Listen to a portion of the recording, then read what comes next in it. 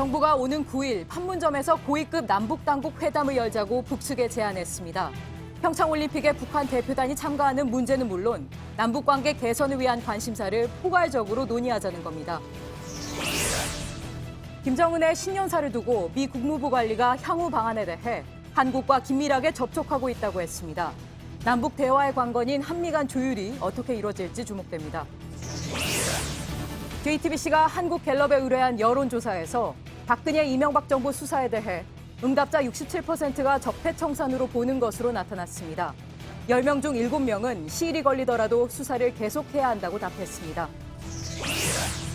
이명박 전 대통령의 처남이자 다스 최대 주주였던 김재정 씨 사망 직후 작성된 상속세 관련 문건을 단독 입수했습니다.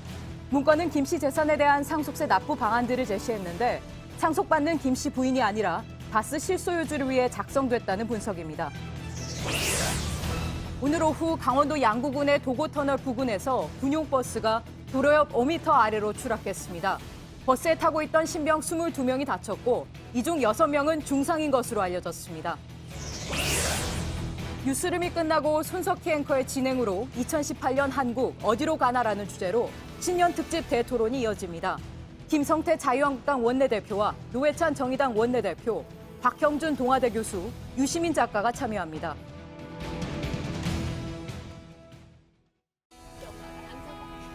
마스크가 필요 없는 세상으로. 내일을 바꾸는 현대 수소전기차.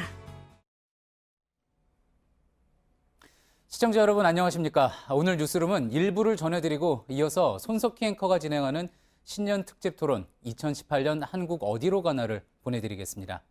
먼저 오늘 첫 소식입니다. 정부가 오는 9일 판문점 평화의 집에서 고위급 남북 당국 회담을 열자고 제안했습니다. 김정은 위원장이 평창 동계올림픽에 북측 대표단을 파견할 뜻이 있다고 밝힌 지 하루 만입니다. 우리 정부가 첫 회담 제안을 고위급으로 한 건 평창올림픽뿐 아니라 관계 복원으로 이어가겠다는 뜻으로 풀이됩니다.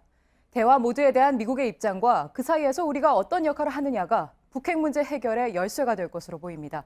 안희근 기자입니다. 정부는 일주일 뒤 판문점에서 고위급 회담을 열자고 제안했습니다.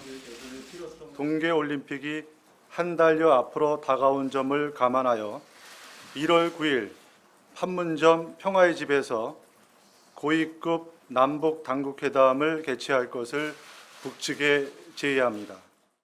시기와 장소, 형식 등에 구애받지 않고 북측과 대화할 용의가 있다는 단서는 붙였지만 고위급 당국회담이란 형식을 택했습니다. 2014년 인천 아시안게임 때는 인천 아시안게임 조직위 사무총장이 수석대표로 참여한 실무 접촉을 열었습니다. 이것을 계기로 해서 남북대화 재개라든가 남북관계 복원 이런 문제들로 저희가 계속 이어져 나갈 수 있기를 기대하고 있고요.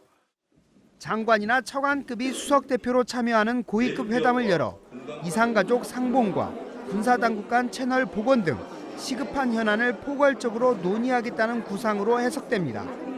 조명균 통일부 장관은 판문점 연락 채널을 조속히 정상화해 회담 의제와 대표단 구성 등 세부 절차를 논의하자는 뜻도 같이 밝혔습니다. JTBC 안의근입니다. 예, 김정은의 신년사가 나온 지 하루 만에 정부의 고위급 회담 제안이 나온 겁니다. 신속한 대응을 하라는 문재인 대통령의 주문이 배경이 된 걸로 보입니다. 청와대 연결해 보겠습니다.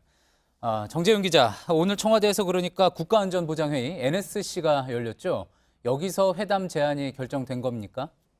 네, 앞서 문재인 대통령은 오전에 열린 국무회의에서 유관부처에 북한의 평창올림픽 참가 의사에 대한 이 후속 대책을 마련하라 이렇게 주문했습니다. 그 직후에 청와대에서는 정의용 안보실장 주재로 국정원장과 이 외교부 장관, 통일부 장관 등이 참석한 NSC 상임위를 열었는데요. 이 자리에서 9일 판문점 제안을 결정한 것으로 보입니다. 그렇군요. 어제만 해도 청와대는 환영 입장을 내면서 그러면서도 이제 북한의 진입 파악이 필요하다 이렇게 신중한 기류가 있었습니다.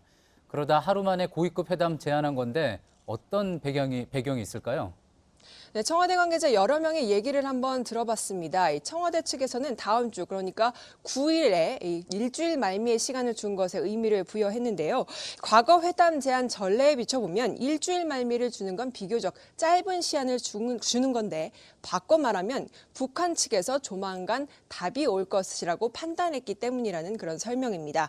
북한 김정은이 신년사에서 직접 시급히 만날 수 있다라고까지 언급을 했기 때문에 우리 제안에 대해서 북한 측이 시간을 오래 끌진 않을 것이라는 그런 판단입니다. 예, 그렇다면 결국 우리 측 제안에 대해서 북한 측이 곧바로 응할 것이다. 뭐 이런 확신이 있었던 것으로 보이네요. 이번 북한의 올림픽 참가 호응에 앞서서 남북 간의 어떤 사전 접촉이 있었던 겁니까? 네, 그동안 여러 루트를 통해서 공개적인 참가 촉구를 해왔다는 게 청와대의 설명입니다. 지난 5월에 취임 이후부터 문재인 대통령은 대화와 제재 이렇게 두 축이 있는데, 제재의 축은 상대적으로 잘 관리가 되고 있는데 대화의 축은 열리지 않고 있다, 이렇게 지적하면서 해외 공관부터 시작해서 실무적 모든 각급에서 대화를 할 수 있는 부분은 다 하라, 이렇게 지시를 했다는 겁니다. 그러면 청와대 관계자는 그러면서 이 어떤 특정 라인이 아니라 모든 라인에서 했다고 보면 된다, 이렇게 설명했습니다. 예, 모든 라인에서 접촉을 시도했다. 이런 이야기군요. 일각에서는 그런데 북한이 한미동맹에 일부러 균열을 주려는 의도 아니냐, 뭐 이런 우려도 나오고 있습니다. 미국과의 어떤 사전 조율은 어떻게 되고 있습니까? 네, 조명균 통일부 장관도 오늘 이 회담 제안에 대해서 미국과 사전 조율을 거쳤다고 설명했습니다. 청와대도 평창 올림픽이나 북한 문제에 대해서는 미국과 지속적으로 긴밀하게 소통하고 있다는 점을 계속 강조하고 있는데요. 때문에 일각에서 얘기하는 이 북한의 통남 복미나 이 화전 양면 전술에 휘말리는 게 아니냐, 이런 비판에 대해서는 근거가 약하다는 게 청와대의 설명입니다. 예, 지금까지 청와대에서 정재윤 기자였습니다.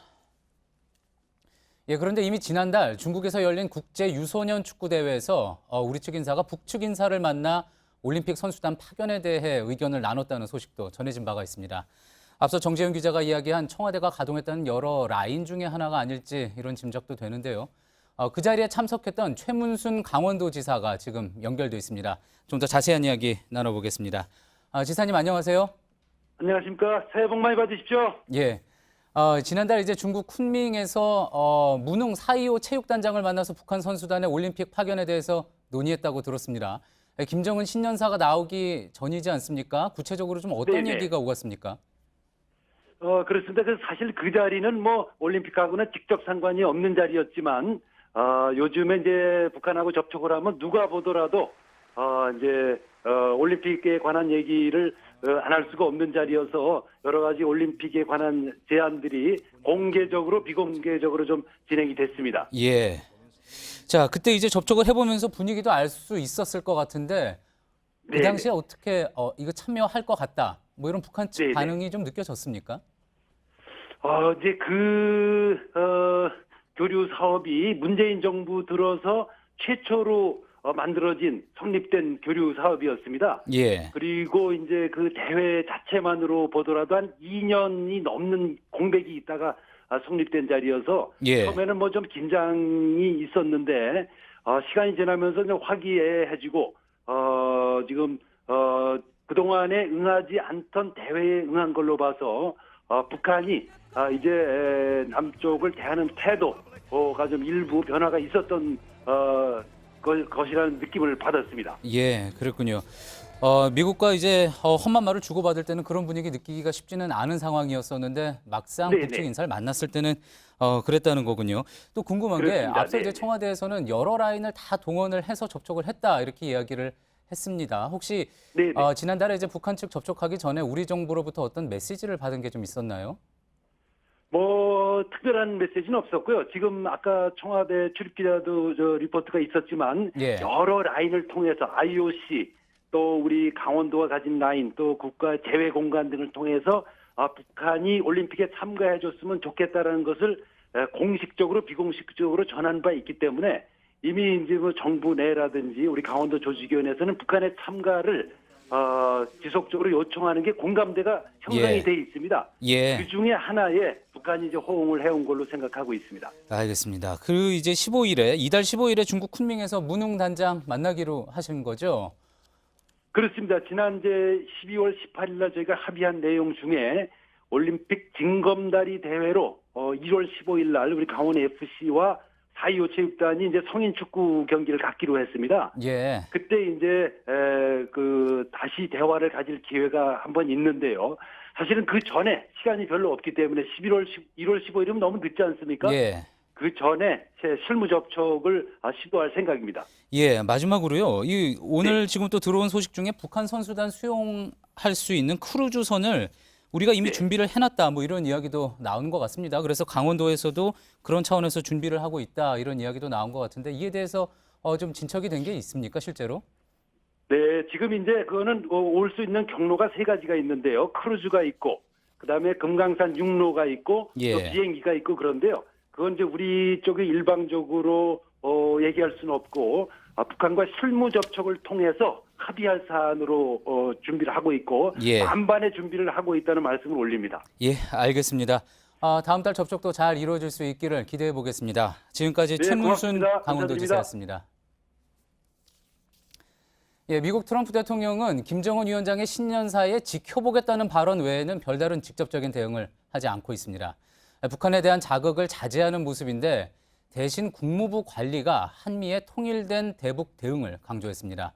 워싱턴에서 정효식 특파원입니다. 미국 국무부 관리는 미국은 통일된 대북 대응을 위해 한국과 긴밀하게 접촉하고 있다고 밝혔습니다. 김정은 신년사에 대한 향후 대응 방안에 대해 한국 정부와 조율하고 있다는 사실을 확인한 겁니다. 북한의 평창올림픽 참가에 대해선 한국 정부의 안전하고 성공적인 개최를 확신한다고 했습니다. 동시에 대북 제재에 긴밀한 협력을 기대한다고도 했습니다. 올림픽 안전 개최와 대북 제재는 별개라는 입장으로 분석됩니다. 워싱턴의 고위 외교소 출통은 신년사엔 적대시 정책과 전략자산의 한반도 전개 중단 등 요구사항들이 있다며 좀 더 북한의 행보를 지켜보며 한미가 조율하는 과정이 필요하다고 말했습니다. 한미 간 조율 과정이 평창 남북회담의 규모는 물론 의제를 정하는 데 결정적 변수가 될 거란 설명입니다. 향후 한미 군사훈련 문제와 대화라인 복원 등의 논의가 진행될 경우 미국을 설득하는 작업에서 문재인 정부의 역할이 주목받고 있습니다. 워싱턴에서 JTBC 정효식입니다. JTBC가 한국갤럽에 의뢰해 신년 여론조사를 했습니다. 이명박, 박근혜 정부 수사에 대해서도 물었습니다. 정치 보복이라고 답한 사람이 22.5%, 적폐청산이라는 응답은 67.4%였습니다. 조사 결과를 먼저 정리해드리고 잠시 뒤 신년 특집 대토론에서 자세히 짚어보겠습니다. 김혜미 기자입니다. 이명박 박근혜 정부 당시 청와대나 국정원 그리고 군 댓글 수사에 대한 생각을 물었습니다. 적폐청산이라고 생각한다는 응답자는 67.4%로 정치 보복으로 본다는 응답 22.5%의 약 3배였습니다. 이명박 정부에 대한 수사에 대해서도 시일이 걸리더라도 계속해야 한다는 쪽이 조속히 마무리해야 한다는 응답의 2배가 넘었습니다. 하지만 민주당 지지자들이 수사를 계속해야 한다고 답한 반면 자유한국당 지지자들은 조속히 마무리해야 한다는 답이 많았습니다. 문재인 정부의 대북 정책에 대해서는 응답자의 절반 정도가 긍정적인 평가를 내놨습니다. 50.1%가 잘했다고 답했고 잘못했다는 평가는 23.9%였습니다. 어느 쪽도 아니라는 답도 15.8%였습니다. 여야가 논쟁 중인 개헌 투표 시기와 관련해서는 올해 6.13 지방선거 때 개헌 투표를 함께 하자는 의견이 49.2%로 합의안이 나오지 않으면 6월 이후로 연기하자는 의견 37.8%보다 11.4%포인트 높았습니다. 이번 조사는 JTBC가 한국갤럽에 의뢰해 1,010명을 대상으로 유무선 전화 면접 조사 방식으로 진행했고 응답률은 15.8%였습니다. 보다 자세한 결과는 잠시 후 시작하는 신년 특집 대토론에서 전해드리겠습니다. JTBC 김혜미입니다. 네, 문재인 대통령이 각계 인사를 청와대로 초청해 신년 인사회를 가졌습니다. 문 대통령은 평창올림픽을 통해 북한 문제를 평화롭게 해결하겠다고 했습니다. 고석승 기자입니다. 신년 인사회에는 오부 요인은 물론이고 경제계, 교육계, 시민사회계 등 각계 대표 인사들이 모두 참석했습니다. 특히 5.18 민주화운동 유공자 가족, 초등학생, 그리고 전통시장 상인의 참석이 눈에 띄었습니다. 문재인 대통령이 강조한 건 평창 동계올림픽입니다. 평화의 계기로 삼겠다고 말했습니다. 평창 올림픽을 평화올림픽으로 만드는 것은 물론 남북 평화 구축과 북핵 문제의 평화적 해결로 연결시킬 수 있도록 국제사회와 협력하며 최선을 다하겠습니다. 또 공정하고 정의로운 대한민국을 만들라는 국민의 뜻도 계속 받들겠다고 말해 사실상 적폐청산 기조도 이어가겠다는 뜻을 시사했습니다. 행사에는 각계 인사 250여 명이 참석했지만 홍준표 자유한국당 대표와 안철수 국민의당 대표, 유승민 바른정당 대표는 참석하지 않았습니다. 개인 일정 등을 불참 이유로 밝혔습니다. JTBC 고석승입니다. 검찰이 지난주부터 2008년 정호영 당시 특검이 확인했던 120억 다스 비자금 관련 수사를 시작했습니다. 다스의 실소유주가 누군지 밝히기 위한 거죠. 지금부터 실소유주 논란과 관련한 또 다른 단독 보도를 전해드리겠습니다. 2010년 2월 다스 최대 주주였던 김재정 씨, 이명박 전 대통령의 처남인 김 씨가 갑자기 사망합니다. 당시 김 씨 명의 재산은 예금과 부동산에 다스 주식까지 해서 거의 1,000억 원이었습니다. 자, 그런데 이를 상속받게 된 김 씨의 부인 권영미 씨는 이례적으로 그 상속세를 물납, 그러니까 다스 주식으로 냅니다. 현금과 부동산 다 놔두고 주식으로 처리된 것도 이상한데 또 이렇게 하면은 주식을 제값받지 못하기 때문에 상식적인 선택이 분명 아니었습니다. 더 이상한 거는 이렇게 권 씨가 너무 쉽게 다스 최대 주주 자리를 포기를 했고 또 그러면서 다스 주식의 일부를 이 전 대통령의 청계재단에 줬다는 점입니다. 결국 이 모든 과정이 다스의 실소유주가 김재정 씨가 아닌 이 전 대통령이기 때문인 것 아니냐는 의혹이 계속 제기되었는데 저희 취재진이 이런 의문을 풀어줄 다스의 내부 문건을 입수했습니다. 먼저 정혜성 기자입니다. 다스의 상속세 납부 방안 문건들입니다. 김재정 씨가 사망한 2010년 2월 7일 직후 만들어진 것으로 법인세 신고 기한인 3월 말 이전에 검토해야 한다고 못 박습니다. 모두 5건 중 공문서 양식의 첫 번째 문건입니다. 김 씨 추정 재산이 1,030억 원이란 사실과 함께 해당 상속세 납부에 대한 개괄적인 방법을 제안합니다. 다스 내부 제보자는 이 문건을 청와대가 만들었다고 말했습니다. 두 번째 문건은 상속세 신고를 위해 필요한 서류 목록들을 꼼꼼히 정리했고 세 번째 문건은 김 씨 재산 목록과 평가액입니다. 첫 문서에 제시된 가이드라인에 따라 다스 측에서 조사해 보고한 것으로 보입니다. 네 번째 문건은 대안을 8가지로 분류해 유불리를 따졌고 마지막 문건은 이에 따른 시나리오를 통해 상속세를 계산했습니다. 그런데 상속인인 김 씨 부인 권영미 씨가 납부해야 할 세금보다 더 중요하게 제시된 것은 다스로부터 유출될 금액이었습니다. 회계 전문가들은 해당 문건이 상속인이 아니라 다스 실소유주 입장에서 작성됐기 때문이라고 분석했습니다. 권영미 씨가 아닌 사람이면서 다스에 지대한 이해관계를 가지고 있는 사람이 작성한 거죠. 그러니까 결국은 다스의 실소유주의 관점이 반영된. 실제 권 씨에게 가장 유리한 방안으로 보이는 것은 현금을 대출받아 상속세를 내고 다스 지배권을 유지하는 겁니다. 대출금은 배당을 통해 갚으면 되기 때문입니다. 하지만 문건에서 이 대안은 다스에서 현금 유출액이 가장 많은 것으로 평가됐습니다. 다스 실소유주가 권 씨가 아닐 경우 다스에선 세금과 배당으로 2천억 원 이상을 지출해야 하기 때문입니다. 결국 권 씨는 문건이 최종 제안한 대로 다스 주식으로 상속세를 냈고 청계재단에 일부 주식을 기부했습니다. 그러면서 기업 지배권을 잃었습니다. 최대 주주가 자신에게 가장 불리한 상속 대안을 선택한 겁니다.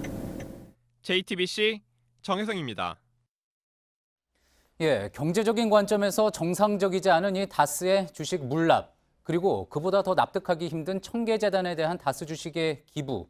자, 이런 오랜 의문들을 풀어줄 문건으로 보입니다. 다스의 실소유주를 규명하는데도 한 걸음 더 다가설 수 있는 증거 능력이 있다는 그런 이야기도 나옵니다.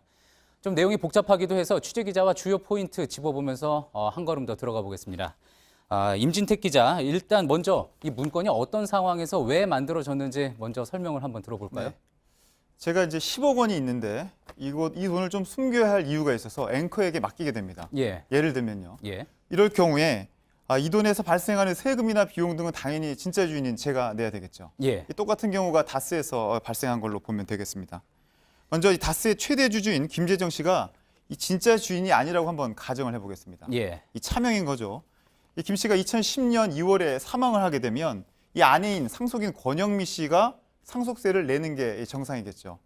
그런데 이 다스 실소유주가 따로 있다면 이 상속세를 김재정 씨나 권영미 씨가 아닌 실소유주가 내는 것처럼 보여야 되겠죠. 예. 이것을 어떻게 내느냐를 분석한 것이 바로 이번에 저희가 입수한 문건입니다. 예. 이 회계 전문가 의견 한번 들어보겠습니다. 예. 피상속인의 모든 재산 실태라든가 이런 것들을 모두 다 파악해야 되는데 그런 의미에서 이제 이것은 특정하게 위임받은 한 사람만 작성할 수 있는 거거든요. 전문 지식을 가지고 있는. 예, 예. 그런데 그 특정하게 위임받은 한 사람이 상속인인 권영미 씨를 대변하고 있지 않나요? 그렇죠. 예. 자, 그러니까 이 문건에 실제 주인이 누구인지 간에요. 실제 주인이 이런 상속을 할 때 가장 신경 써야 할 부분 적혀 있다는 거잖아요. 어떤 내용입니까? 먼저 실소유주가 있다면 가장 민감한 것은 다스의 지분 변동일 겁니다. 그렇겠죠. 이 상속 과정에서 이 지분이 제3자 엉뚱한 데로 가게 되면 지배력을 잃게 될 테니까요. 예. 두 번째로는 이 상속세를 적게 내는 방법. 예. 이것도 하나의 이해관계였습니다. 예, 자기 회사니까 그 상속세가 자기 회사 다스에서 나가는 것을 최소한 줄이고자 하는 그런 목표가 있는 거겠죠. 실제로 문건에 곳곳에서 이런 의도들을 충분히 파악할 수 있었다 이런 이야기인 거죠. 그렇습니다. 여기 저희가 입수한 첫 번째 문건이 있는데요.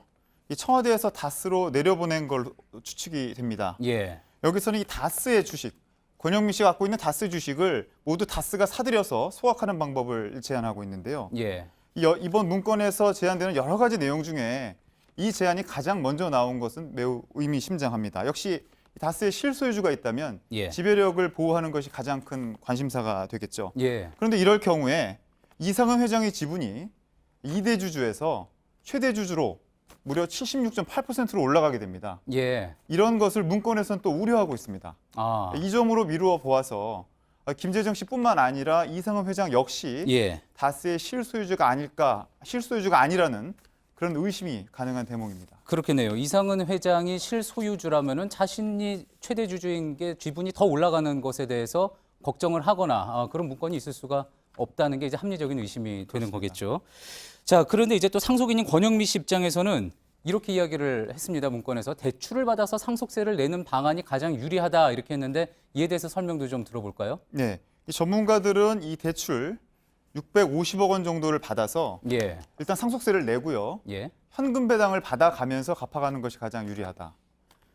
다시 말해서 실제로 채택된 것처럼 물납을 하게 되면 예. 부동산이나 이 비상장 주식 같은 경우에 실제 가치보다 상당히 저평가됩니다. 이럴 경우 세금은 오히려 더 많이 내게 되는 효과가 발생하는 것이죠. 예. 그렇게 되면 권영미 씨 입장에서는 이로울 게 없는데 실제로 이 안이 채택이 된 겁니다. 저희가 입수한 문건을 보면 실제로 다스의 실소유주 입장에서 돈이 얼마나 많이 나갈까를 분석한 부분이 있습니다. 먼저 권 씨에게 유리한 대안의 경우에 무려 2,470억 원이 나가는 걸로 되어 있습니다. 예. 여기에는 이제 배당액도 나가게 되고요. 대출에 대한 이자, 세금 부분을 모두 합친 겁니다. 반면 예. 실제로 채택된 이 물납을 하고 다스 지분을 보존하는 안의 경우에는 실제로 실소유주 입장에서는 65억 원만 쓰면 되는 것으로 분석이 되어 있습니다. 예, 그렇군요. 지금 저 부분으로 봐서도 김재정 씨와 그 부인 권영미 씨가 실소유주라면은 지금과 같은 저 선택을 현재 내렸던 것 같은 선택을 내리지 않았겠다 이런 생각을 해볼 수가 있겠군요. 자, 이 문건이 이제 다스 실소유주 논란 규명하는데 어떻게 활용될지 좀 더 지켜봐야 할 것 같습니다. 지금까지 사회부 임진택 기자였습니다. 예, 2008년 정호영 특검은 다스의 120억 원 비자금 의혹에 대해 막내 직원의 개인 비리로 결론 내린 바가 있습니다. 그런데 이번 검찰 수사팀은 조모 씨가 단순한 막내 직원이 아니라 사장에게 직보를 하는 중요 위치에 있었다는 관계자 진술을 확보한 걸로 파악이 됐습니다. 또 일본으로 출국한 걸로 알려졌던 다스 전 사장은 최근 귀국해 출국 금지됐습니다. 수사팀이 꾸려진 서울 동부지검 연결해 보겠습니다. 임지수 기자, 지금 수사팀이 다스 격리팀에서 일했던 직원들을 계속 조사하고 있죠? 네, 지난 일주일 동안 수사팀은 다스 내부 사정을 잘 알 만한 전현직 관계자들을 줄줄이 불러 조사하고 있습니다. 특히 전직 격리팀 관계자들의 경우 다스의 회계 시스템상 120억 원대 횡령을 말단 직원인 조모 씨의 개인 권한으로 하기는 어려웠을 것이라는 진술을 내놓고 있는 것으로 전해집니다. 특히 내부 관계자들에 따르면 이 조모 씨는 말단 직원임에도 불구하고 중간 간부를 건너뛰고 권모 전무와 김모 사장에게 직접 보고하는 방식으로 일을 해왔다는 겁니다. 특히 다스의 자금을 빼내기 위해서는 인감 도장이 필요한데 이 도장을 관리해온 김모 사장의 지시로 이 횡령이 이뤄진 것은 아닌지 조사해야 한다는 지적이 나옵니다. 김 전 사장의 경우 이명박 전 대통령이 직접 영입한 현대건설 출신의 재무 전문가로 알려져 있습니다. 동부지검 수사팀이 꾸려지기 하루 전날 일본으로 출국했지만 최근 연휴 기간 동안 다시 한국으로 돌아온 것으로 확인됐습니다. 김 전 사장에 대해서 출국 금지 조치를 한 검찰 수사팀은 자료 검토를 끝나는 대로 조만간 조사할 방침이라고 밝혔습니다. 지금까지 서울 동부지검에서 JTBC 임지수입니다. 네, 다음 소식입니다. 뇌물수수 혐의 등으로 영장이 청구된 자유한국당 최경환, 이우현 의원의 구속 여부가 이르면 내일 결정됩니다. 서울중앙지방법원은 임시국회 회기가 끝남에 따라 두 의원에 대한 영장 심사를 내일 오전 10시 반부터 시작한다고 밝혔습니다. 법원은 영장 심사 일정을 잡으면서 두 의원의 출석 집행을 위해 검찰에 구인장을 발부했습니다. 최 의원은 지난 2014년 경제부총리로 있으면서 국가정보원으로부터 1억 원의 특수활동비를 받은 혐의로 이 의원은 공천원금 성격의 금품 14여 원을 챙긴 혐의로 구속영장이 청구됐습니다. 네, 오늘 오후 강원도 양구군에서 군용버스가 도로 아래로 굴러떨어졌습니다. 버스에는 신병 등 22명이 타고 있었습니다. 다친 병사들이 있는 춘천의 병원에 취재기자 연결합니다. 조승현 기자, 버스가 굴러떨어졌다는데 당시 상황이 정확히 취재가 됐습니까? 네, 사고가 난 곳은 강원도 양구군 460번 지방도에 있는 도고터널에서 방산면 방면으로 1km가량 떨어진 지점입니다. 사고버스엔 21사단 신병교육대 소속 신병 20명과 운전병 그리고 인솔 간부 등 모두 22명이 타고 있었습니다. 사단 의무대에서 감기 등 가벼운 증상에 대해서 진료를 받은 뒤에 부대로 복귀하던 중이었습니다. 경찰에 따르면 버스가 도고터널을 빠져나온 뒤에 내리막길을 운행하던 중 운전병이 갑자기 브레이크가 듣지 않는다고 소리쳤다고 합니다.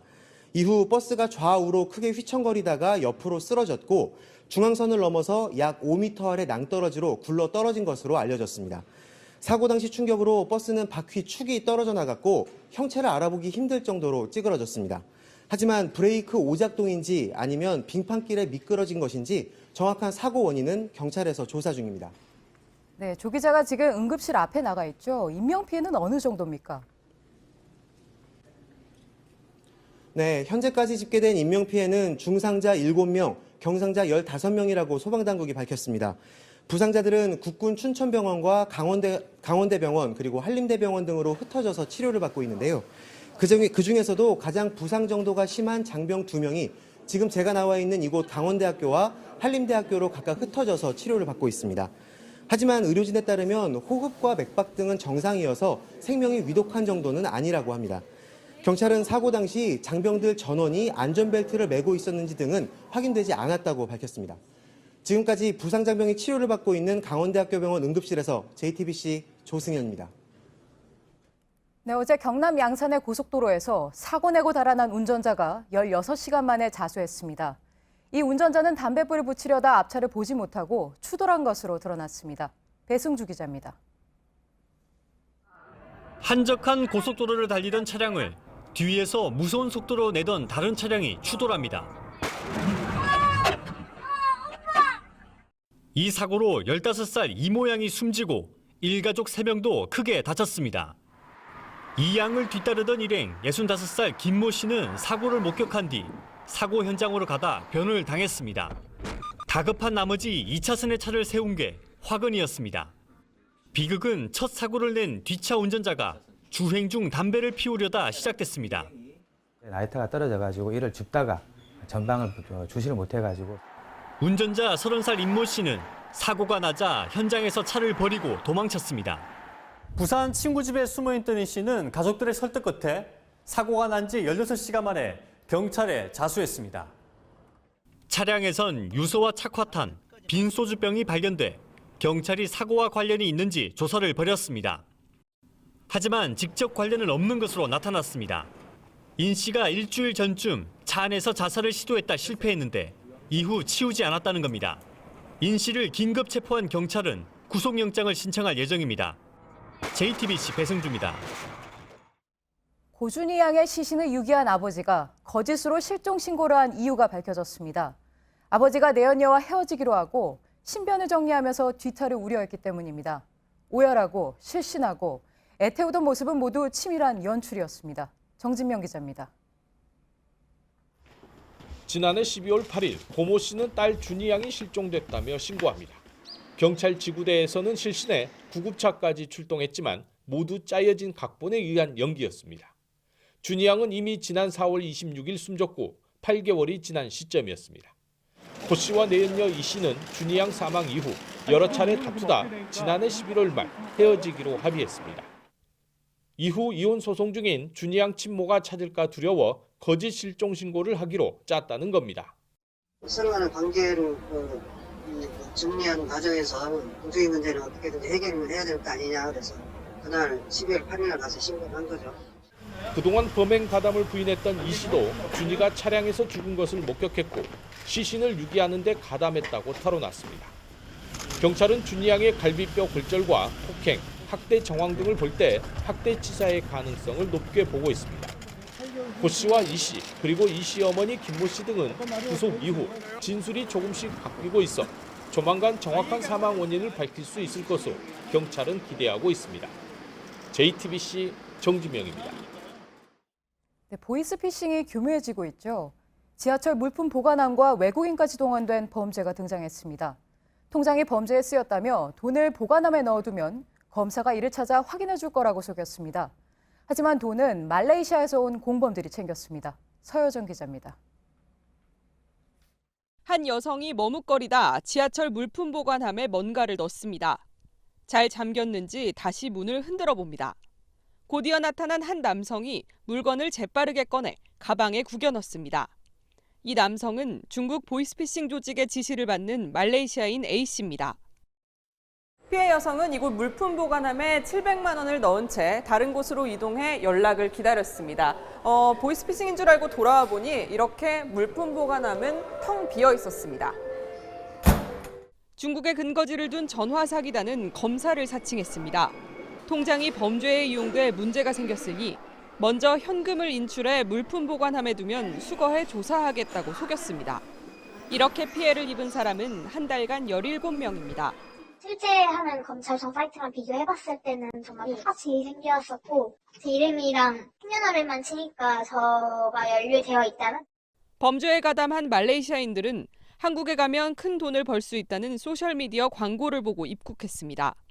경찰은 말레이시아인들을 구속해 검찰에 송치하고 보이스피싱 조직을 쫓고 있습니다. JTBC 서효정입니다. 애플의 사과에도 이른바 배터리 게이트 파문은 계속 커지고 있습니다. 일반 소비자들에 이어 시민단체까지 집단 소송을 하겠다고 나섰는데 분노가 이렇게 커진 데는 애플의 성의 없는 대처가 한몫했습니다. 오늘부터 국내에서도 배터리를 바꿔주기로 했습니다. 하지만 이를 공지하지도 않고 개별 문의한 소비자에게만 일정을 알려주고 있습니다. 박영우 기자입니다. 애플을 상대로 집단 소송을 진행 중인 법무법인 홈페이지입니다.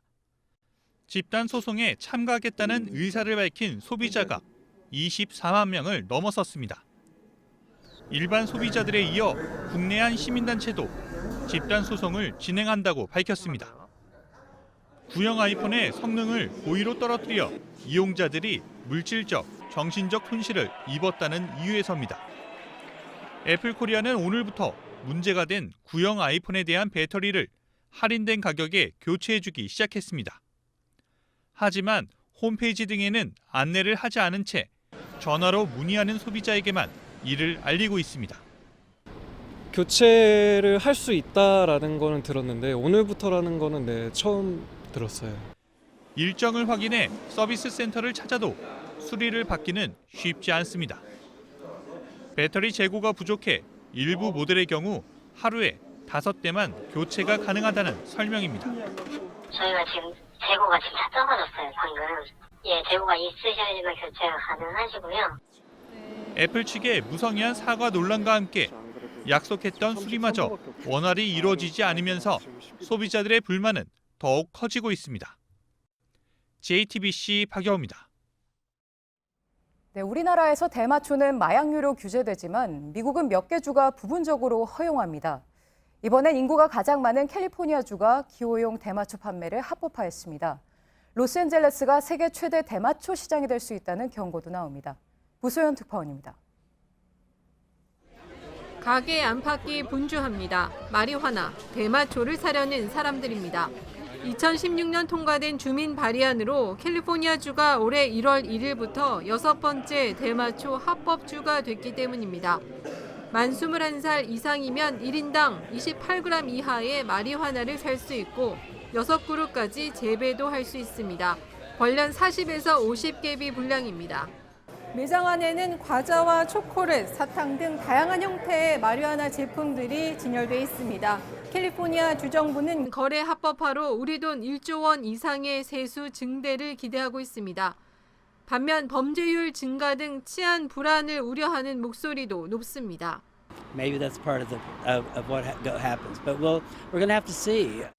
한인 유학생과 관광객 등에 대한 무분별한 노출 위험성도 배제할 수 없습니다. 현지에선 처벌 안 된다고 하더라도 우리나라에서는 그 처벌을 받도록 되어 있습니다. 마카오에 가가지고 어떤 상습 도박을 했을 때 우리나라에서 상습 도박죄로 이게 처벌을 받듯이. 인천세관은 미국 우편물 분석과 로스앤젤레스, 샌프란시스코 등 해당 지역 출발 여행자 검색을 강화한다는 계획입니다. 로스앤젤레스에서 JTBC 부소연입니다.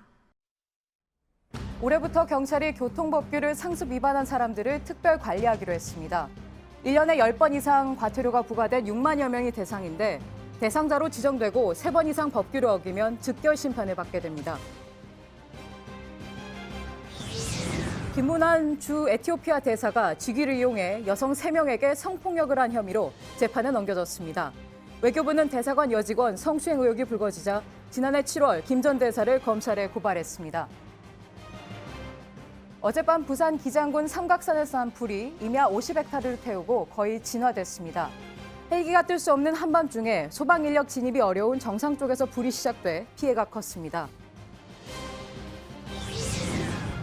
새벽에 서울과 경기도의 휴대전화 대리점 10곳을 돌며 스마트폰 224대를 훔쳐서 판 40대 장모 씨가 붙잡혔습니다. 장 씨는 1분 만에 쇠로 만든 지렛대로 출입문을 부수고 자루에 스마트폰을 쓸어 담았습니다. 네, 내일도 맑겠지만 오늘보다 춥겠습니다. 아침 최저 기온이 중부 내륙은 영하 10도 안팎, 서울은 영하 7도까지 떨어지겠습니다. 대기가 아주 건조한 만큼 산불 나지 않도록 조심해야겠습니다. 예, 뉴스룸이 끝난 뒤에는 손석희 앵커가 진행하는 신년 특집 토론 2018년 한국 어디로 가나가 곧바로 이어집니다. 여러분의 많은 시청 바랍니다. 네, 저희가 준비한 소식은 여기까지입니다. 시청해주신 여러분 고맙습니다.